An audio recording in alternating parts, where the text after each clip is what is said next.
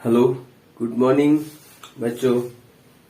आज हम लोग सर्कुलर मोशन का लेक्चर नंबर 4 देख रहे हैं। ठीक है, आज हम लोग डिस्कस करेंगे कि अगर कोई व्हीकल जैसे कि कार या साइकिल हो गया, जब हम सर्कुलर टर्न पर जाते हैं तो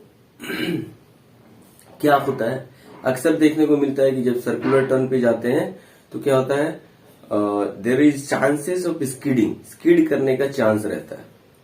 तो हमें कौन सा सेफ टर्न लेना चाहिए, हमारी स्पीड क्या होना चाहिए ताकि हम उस सर्कुलर टर्न पे क्या हो, स्किड ना करें। तो आज हम लोग स्पेशली देखेंगे हॉरिजेंटल रोड पर सर्कुलर मोशन हो रहा है तो उसमें हमें कितना स्पीड पे जाना चाहिए। रोड कुछ रेडियस में टर्न कर रहा है, ठीक है, तो कितना स्पीड होना चाहिए व्हीकल का ताकि व्हीकल स्किड ना करे।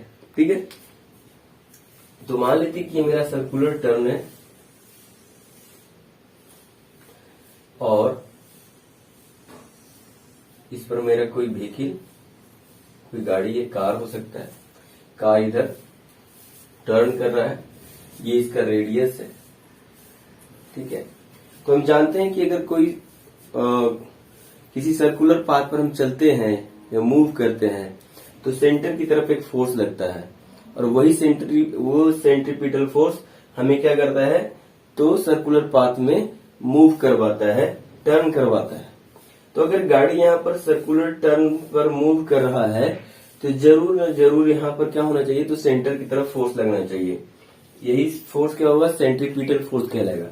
तो यहाँ पर कौन सा फोर्स लगेगा जो इसको सर्कुलर टर्न पर टर्न करवाएगा, तो वो फोर्स है फ्रिक्शन फोर्स। टायर के और रोड के बीच में एक फ्रिक्शन फोर्स लगेगा। और इस पर कौन कौन सा फोर्स लगेगा व्हीकल पे, तो इस व्हीकल पर इसका वेट अपना mg और नॉर्मल फोर्स ऊपर, और गाड़ी पे सेंटर की तरफ friction force Fs, static friction force. ठीक है, अब ये घूम रहा है तो सेंट्रीपिटल फोर्स लगेगा इस पे। ये सेंट्रीपिटल फोर्स मैक्सिमम कितना हो सकता है, Fs less than equal to Fl के बराबर, लिमिटिंग फ्रिक्शन के बराबर हो जाए या उससे छोटा रहेगा। अब Fs यहाँ पे क्या होगा, Fs यही सेंट्रीपिटल फोर्स है। न्यूटन सेकेंड लॉ क्या बोलता है कि नेट फोर्स जो होगा इसके मास इंटू एक्सेलरेशन के बराबर होगा। अगर इस समय गाड़ी का स्पीड कुछ भी है तो इसका सेंट्रीपिटल एक्सेलरेशन कितना होगा, v² बाई रेडियस r। अगर हम मान ले इसको तो रेडियस r हो गया। ठीक है, तो Fs बराबर mv² बाई r। अब Fs का वैल्यू पुट कर देते तो क्या हो जाएगा, mv² by r is less than equal to Fl। Limiting friction force maximum कितना, ये लिमिटिंग फ्रिक्शन फोर्स है। तो स्टैटिक फ्रिक्शन का मैक्सिमम वैल्यू क्या होता है, Fl always equal to mu s into n, और यहाँ पर n क्या है, mg के बराबर है। n क्या है, mg के बराबर है। तो मेरा क्या हो जाएगा, mv² by r should be less than equal to mu s into mg। m से m कैंसिल हो जाएगा तो v² क्या होगा, v² by r should be less than equal to mu s into g। तो v² क्या होना चाहिए, mu s into r g, और v क्या होना चाहिए, v होना चाहिए under root mu s r g. यानी यहाँ पर अलाउबल वैल्यू जो है v का कितना होना चाहिए, under root mu s into r g के बराबर होना चाहिए। म्यू s यहाँ क्या है, टायर और रोड के बीच का फ्रिक्शन है, r किस रेडियस पे ये घूम रहा है, और g है एक्सेलरेशन ड्यू टू ग्रेविटी।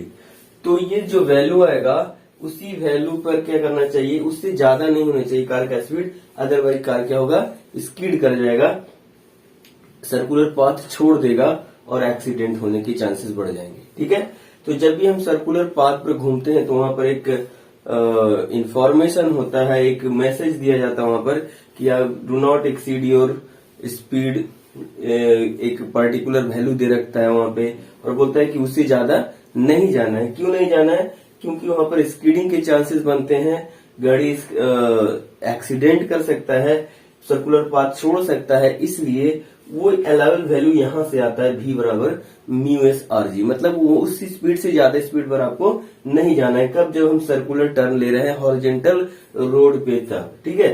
तो उस समय v का वैल्यू क्या आता है? Under root mu s into r g, ठीक है। अगर मान ले कि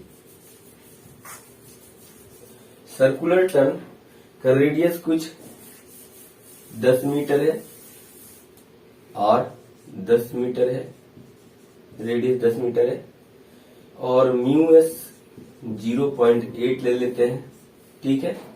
और तो हमसे पूछा जाता है कि बताओ व्हीकल का अलाउबल स्पीड क्या होगा ताकि वो सर्कुलर टर्न सेफली कंप्लीट कर ले। तो v बराबर क्या होगा यहाँ? Under root mu s into r g. Mu s का वैल्यू क्या हो गया?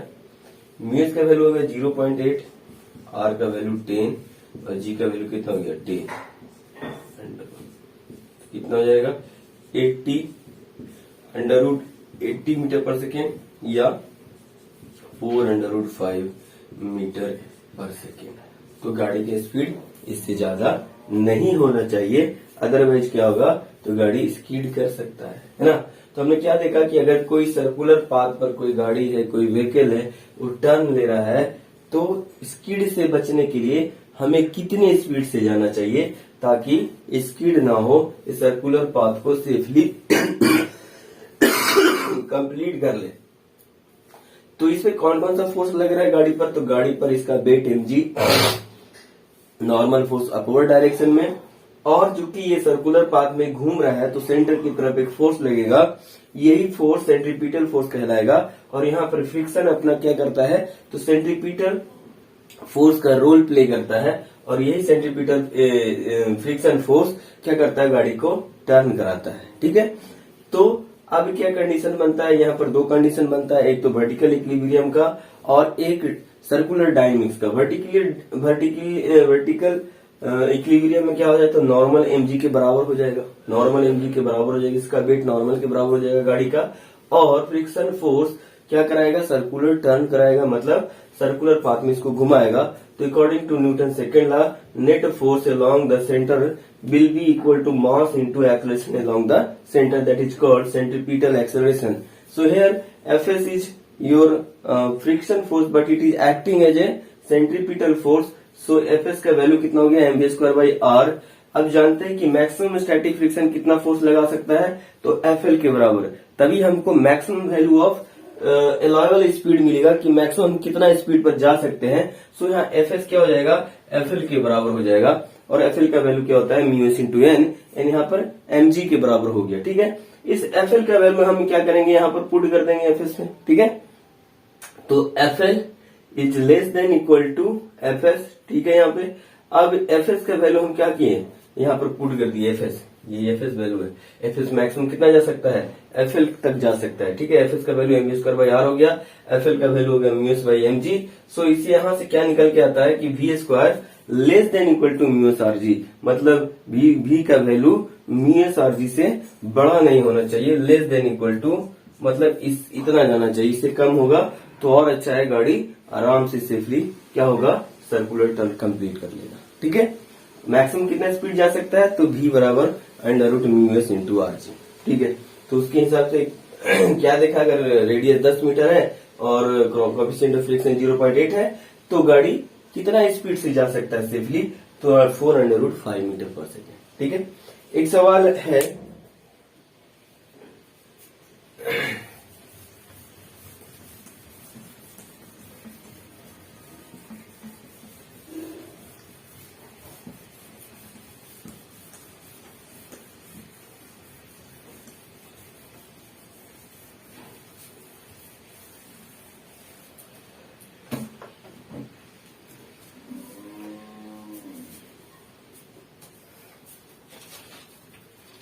एक क्वेश्चन है कि एक साइकिलिस्ट है जो 18 किलोमीटर पर आवर से एक लेवल रोड पर शार्प सर्कुलर टर्न पर घूम रहा है। एक साइकिलिस्ट है जिसका स्पीड दे रखा है v बराबर 18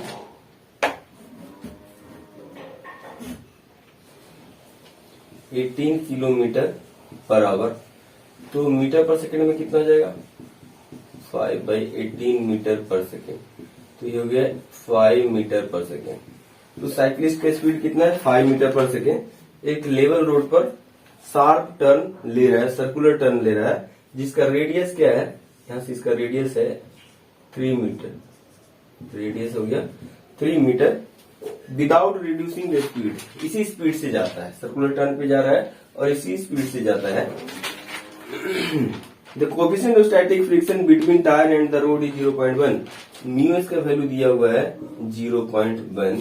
तो हमसे बोलता है, पूछता है will the cyclist slip while taking the turn. तो क्या साइक्लिस्ट स्लिप कर जाएगा जब वो टर्न लेगा? तो अगर साइकिलिस्ट का स्पीड भी अगर म्यू आर जी, अभी देखा हमने, mu s into r g से छोटा होगा या इतने तक होगा तो सेफली टर्न हो जाएगा। अदरवाइज अगर वेलोसिटी, अगर इसका स्पीड ये 5 मीटर पर सेकेंड इस वाले वैल्यू से बड़ा हो गया तो ये क्या होगा, सर्कुलर टर्न नहीं ले पाएगा, स्कीड कर जाएगा, एक्सीडेंट हो जाएगा इसका। तो चेक कर लेते हैं क्या इसका स्पीड जो है साइकिलिस्ट का 5 मीटर पर सेकेंड कहीं इससे ज्यादा तो नहीं है। तो इसका वैल्यू क्या होगा, म्यूएस अंडर रूट, इसका वैल्यू हो जाएगा म्यूएस का वैल्यू 0.1, आर का वैल्यू 3 मीटर और जी हो गया 10, कट गया, ये हो गया अंडर रूट 3 मीटर पर सेकेंड, लगभग 1.732 मीटर पर सेकेंड।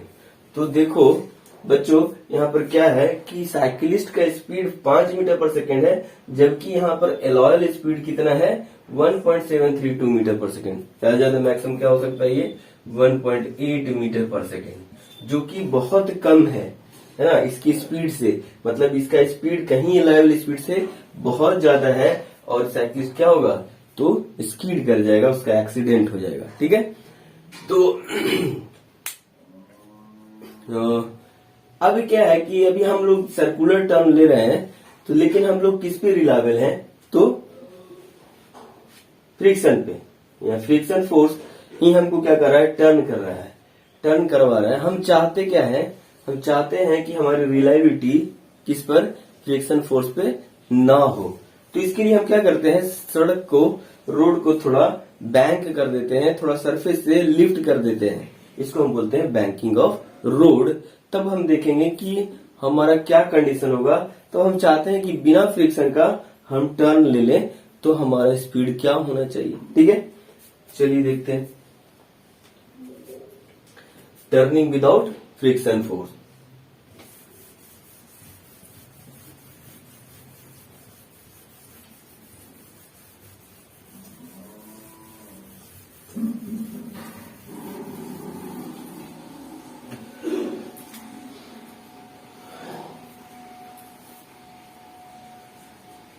बैंकिंग ऑफ रोड,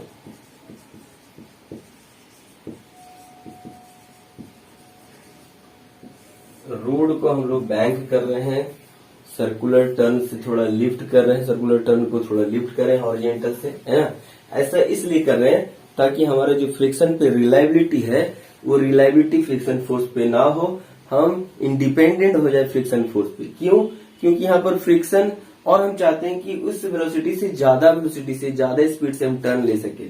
तो इसके लिए हम क्या करते हैं, रोड को कर देते हैं बैंक कर देते हैं, हॉरिजॉन्टल से थोड़ा कर लेते हैं लिफ्ट। ये हो गया मेरा, ये रोड है लेवल रोड, हम इसको थोड़ा उठा दिए, बैंक कर दिए, यानी हॉरिजॉन्टल से कुछ एंगल थीटा बन रहा है। ठीक है, अब यहाँ पर मेरा व्हीकल है, मान लेते कार है ये मेरा,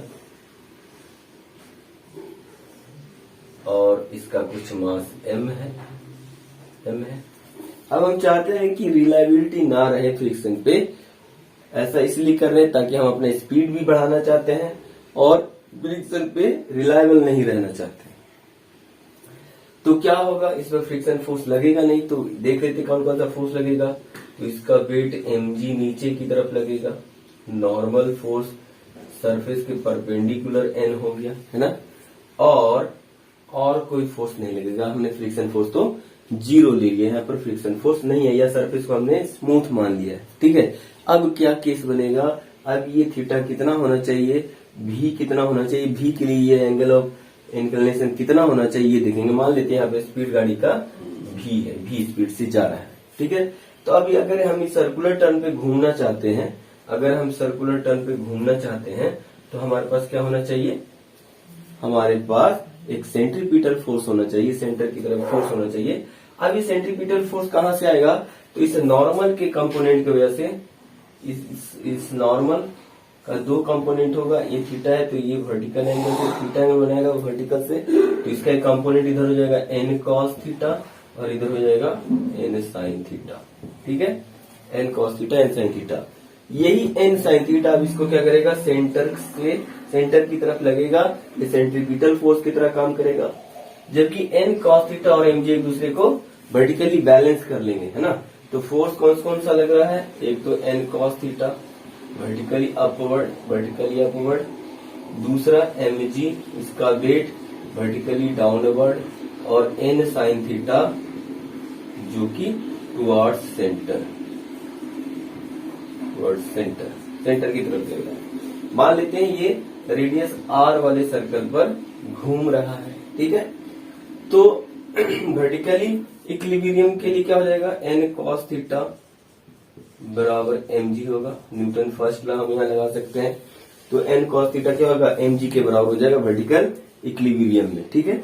अब सर्कुलर डायनेमिक्स के अनुसार n sin थीटा जो कि नेट फोर्स होगा इधर सेंटर की तरफ, n sin थीटा क्या होना चाहिए, तो मास इंटू एक्सेलरेशन के बराबर होना चाहिए, सेंट्रीपिटल फोर्स के बराबर होना चाहिए। सेंट्रीपिटल फोर्स कितना होगा, m v square by radius r, ठीक है। अगर हम इसको इक्वेशन 1 और इसको इक्वेशन 2 माने और 2 में 1 से भाग लगा दें तो क्या आएगा, n कट जाएगा, sine theta by cos theta tan theta हो जाएगा, और ये m से m कैंसिल हो जाएगा और बचेगा v square by R G. तो v स्क्वायर बराबर क्या हो जाएगा, या देखा जाए कि अगर इस v स्पीड से, अगर रेडियस r वाले सर्कुलर टर्न पर अगर हम घूम रहे हैं v स्पीड से, तो एंगल ऑफ बैंकिंग कितना होना चाहिए, तो थीटा होना चाहिए tan inverse b square by R G, tan inverse b square by are g, ठीक है। अगर हम जानना चाहते हैं कि अगर थीटा बैंकिंग कर रखे हैं तो हमको कितना स्पीड से जाएं, कितना मैक्सिमम स्पीड से जा सकते हैं ताकि हम स्पीड ना करें, तो क्या करेंगे, v स्क्वायर बराबर क्या हो जाएगा, आर जी टेन थीटा।